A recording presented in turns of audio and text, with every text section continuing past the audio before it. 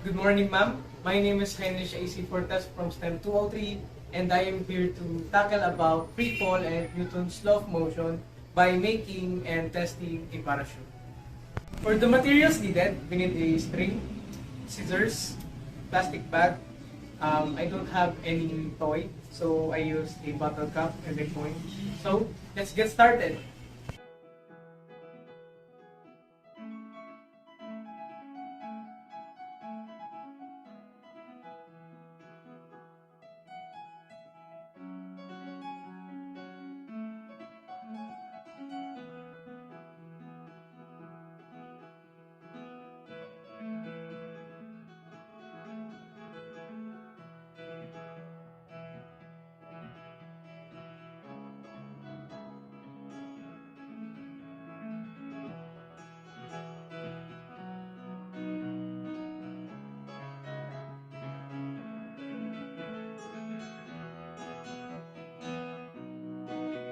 And let us see how it will land.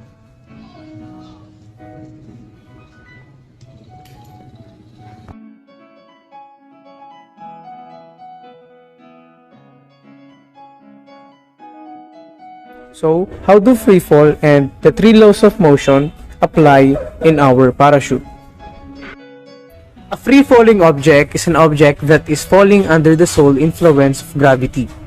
Galileo's law of free fall states that, in the absence of a resistance, all bodies fall with the same acceleration, independent of their mass.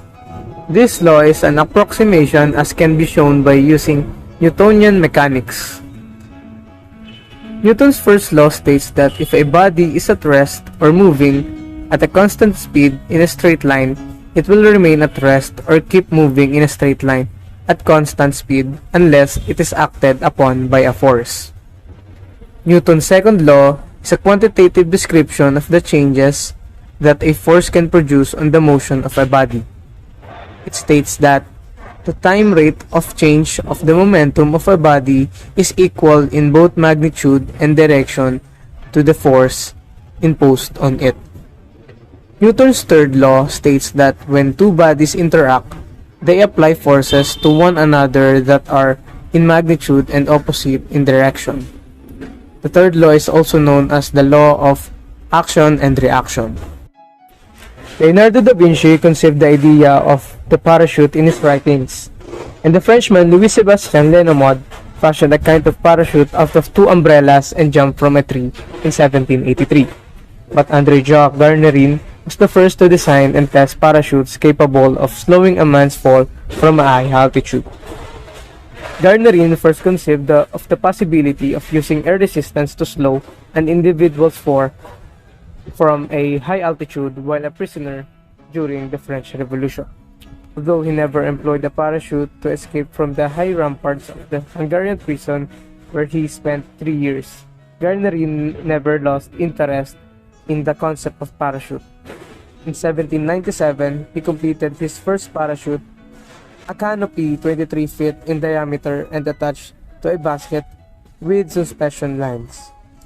On October 22, 1797, Garnerin attached the parachute to a hydrogen balloon and ascended to an altitude of 3,200 feet. He then clambered into the basket and severed the parachute from the balloon. As he failed to include an air vent at the top of the prototype, Garnerin oscillated wildly in his descent, but he landed shakily but unhurt half a mile from the balloon's takeoff site. In 1799, Garnerin's wife, Jean Genevieve, became the first female parachutist. In 1802, Garnerin made a spectacular jump from 8,000 feet during an exhibition in England. He died in a balloon accident in 1823 while preparing to test a new parachute.